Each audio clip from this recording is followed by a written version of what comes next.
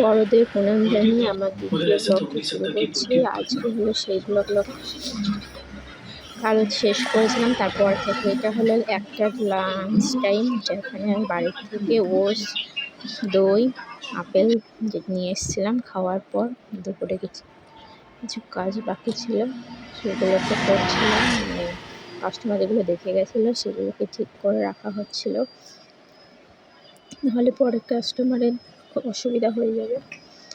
তারপরে একবারে সন্ধ্যায় দেখা হচ্ছে, যখন আমার এখান থেকে ছুটির টাইম।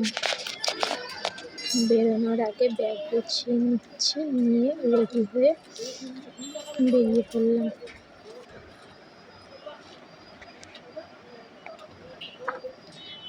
বেরিয়ে এসে সাইকেল নিয়ে বাড়ির জন্য রওনা হলাম। চারিদিক তখন পুরোই অন্ধকার, তেমন কিছু দেখা যাচ্ছে না।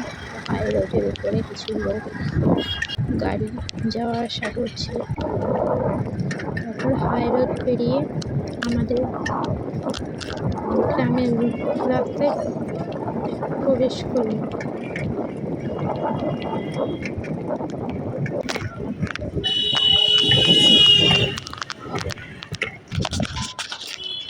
গ্রামের রাস্তাটা ছিল পুরোই অন্ধকারে, চারিদিকে কিছুই দেখা যাচ্ছে না, আলো পর্যন্ত নেই। 1.5 কিলোমিটার সাইকেল চালিয়ে বাড়ি আসার পর আমি আর কিছু ঠিক করা হয়নি। এবার পরের দিন সকালে পুজো করার জন্য ফুল এনে ঠাকুর প্রণাম সেরে ঠাকুরের থালা বাসনগুলো তুলে নিয়ে মাজার জন্য নিয়ে গিয়ে সেটাকে সুন্দর করে মেজে নিয়ে আসলাম। এসে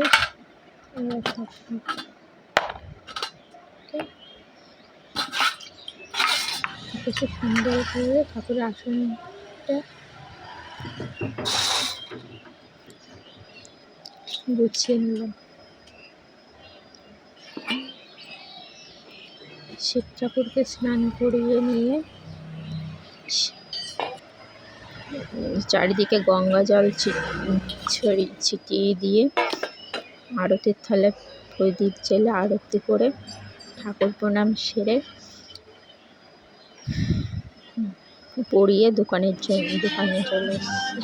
দোকানে এসে আজকে যে সকালের কাজগুলো ছিল সেটাই করছিলাম। টিপের পাতাগুলো সাইজ করে রাখছিলাম, যেটা এলোমেলো করা ছিল।